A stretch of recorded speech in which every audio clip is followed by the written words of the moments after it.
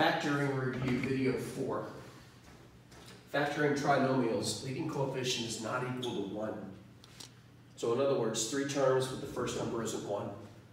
2x squared plus 11x plus 12. 3x squared minus 23x minus 8.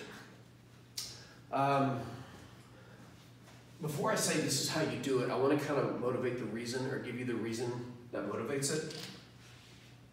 We're basically trying to do a FOIL problem in reverse. When you FOIL something out, first, outside, inside, and last, you get 4 terms. First one shows up there, last one shows up there, but these two get combined to make that. So what do I mean by reverse the process? Well, the last move after a FOIL process is that you combine the middle terms to make the middle term. You combine the outside and inside to make the middle term. If we could somehow reverse that, take this middle term back apart correctly, we would have a 4-term polynomial, which says maybe we should try grouping. Now the problem with that is how to take this apart, because right now there is no evidence how the outside and inside got combined to make 11x. Was it 1x and 10x? Was it 2x and 9x? Was it 3x and 8x? 4x and 7x? 5x and 6x? And which order was it in? Maybe there were negatives involved. Not on this one. So the process that I'm about to show you is literally going to reverse how a FOIL problem would flow. You would multiply, get 4 terms, combine 2 in the middle to get the middle term. We're going to take it back apart. That'll give us a grouping problem, and then we factor it by grouping. But the big question is, how do we take apart the middle term? How do we uncombine the like terms? All we know is that when we added them, we got 11 x's. But there's a lot of ways to get that. Now, the technique I'm about to show you, you may or may not have seen before. But I like it because it requires no guesswork, and it boils down to doing things that we already know. When we were factoring trinomials in the previous video, we would start by saying what number has a sum in the middle and has a product at the end.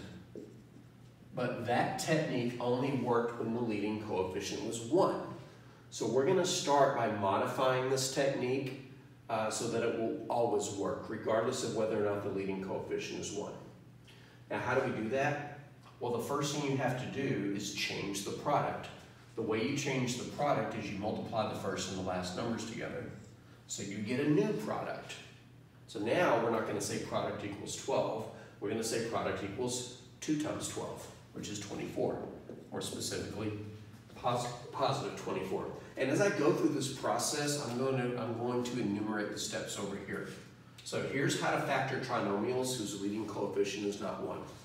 Number 1, the middle coefficient is the sum.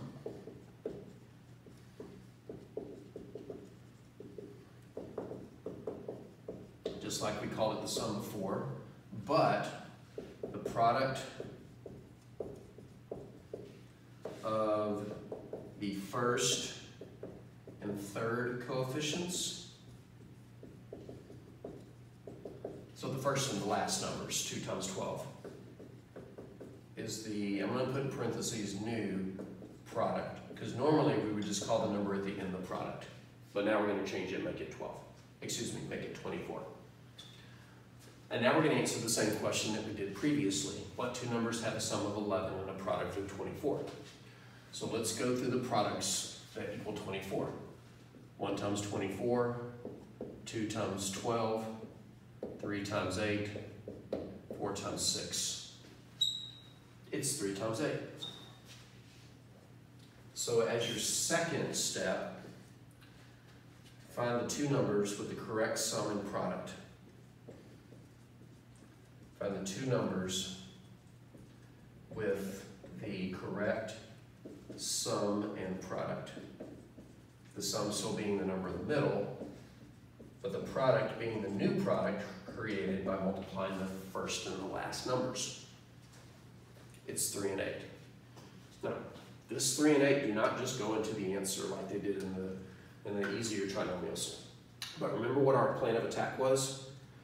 We had a FOIL problem that made 4 terms. The 2 in the middle got combined. We're trying to uncombine the 2 in the middle These numbers tell you how to do it.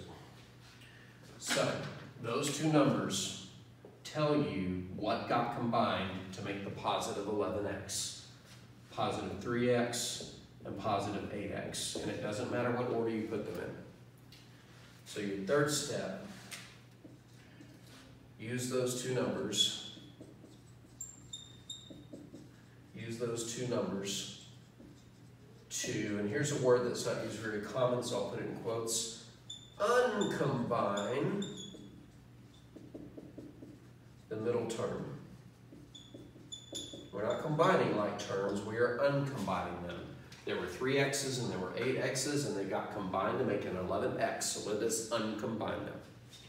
Now, the 2x squared is still there, as is the positive 12. Remember, we're trying to recover the 4 pieces of the full process. We still have the first and the last, we just have to recover the outside and the inside. We do use that 2 and that 12 to help us find the correct pair, but it is still a 2x squared and it is still a plus 12. At that point, you should be able to factor by grouping. And it's not a question of will it factor by grouping. If you do the first 3 steps correctly, it will always factor by grouping. Plus, remember the way you can check, does the product of the first two, does the outer product match the inner product? Well, based on what we just did, it has to. So let's factor this by grouping. We'll factor it fairly quickly. The first group, they have an x in common and nothing else. So if I take an x off of each term, I get 2x plus 3. And remember, I can't stress this enough, when you're doing grouping on the second group, bring down the sign. You will need it. On the second group, we'll factor out a positive number. These have a 4 in common. So if I divide each term by 4, I get 2x plus 3, which I was expecting. I'm expecting these to match. So one factor is the greatest common factor of 2x plus 3. It's what both halves have in common. The other factor is literally everything else. X plus 4. Don't believe me? Foil it. Works every time. Let's try the last one. I invite you to pause the video and try it. Watch your signs. All right. Again, the thing that's suggesting this not obvious but always works path is the fact that the leading coefficient is not 1. And by the way, even if the leading coefficient is 1, this still works. Meaning this longer technique always gets the job done. In the previous videos, the easier technique sometimes got the job done. You'll see that as a recurring theme in math. Easy things don't work all the time, harder things do. All right, so let's try this one over here. Again, you start by identifying the correct sum in the middle, and you don't have to write sum equals negative 23, but I recommend it for focus. And then alter the product by multiplying the first and the last coefficients. So the product on this one is going to be negative 24. Okay? Well, we already have all the factor pairs that give us 24. 1 times 24, 2 times 12, 3 times 8, and 4 times 6. But you don't have to guess the signs. The signs have already been predestined. If I'm going to add 2 numbers and get a negative, the larger had to be negative. So in each factor pair, I could put a negative on the larger of the 2 factors. But if I'm going to multiply to give a negative, I have to have multiply opposite signs. So if one number is negative, the other one's positive. This is what I call locking the signs in place. You don't have to guess the signs if you know where to look for the right clues. All right, so I need 2 numbers that multiply to give negative 24 and add to give negative 23. It's this first pair. Positive 1 and negative 24 add to give negative 23, but they multiply to give negative 24. And remember, in this flow, this tells you how to uncombine the middle. So let's uncombine this, and it doesn't matter which one you write first. Just remember, they are still like terms. There was a positive 1x, and there was a negative 24x. That got combined to make the negative 23x. We still have the original first term and the original last. And now we boiled it down to a grouping problem. It's funny, this relies on grouping, grouping relies on GCF. It's like math is always building on itself. How crazy is that? Split it into 2 groups. In the first group, all they have in common is a 1x. I don't really need to write the 1, but I can factor out the x. everybody loses an x, and we get 3x plus 1. In the second group, which I just screwed something up. Wow, you might have been saying, but wait. And of course I couldn't hear you. This problem was not set up correctly. Do you see why it wasn't set up correctly? I mean, it's not a bad problem, it's just not the problem I had in mind. This constant term isn't very constant. Should never have had the x on it. Oops, sorry about that. The good news is very little damage control. So all I had to do was erase those x's. Believe it or not, it's common for the best of us to miswrite or miscopy something. I see this all the time on homeworks and tests. So the moral of the story is, especially when you're copying something, be very meticulous. It is easy to miscopy something, throw a problem into a tailspin. But let's go back to the problem. I can factor an 8 out of this, but more importantly, the leading coefficient is going to, the GCF is going to be negative. Part of grouping is bringing down the middle sign as the sign of the second GCF. I will factor out a negative 8, which means everybody gets divided by 8 and everybody's signs change. So since both terms were negative, they will both end up positive. 24x divided by 8 is 3x and 8 divided by 8 is 1.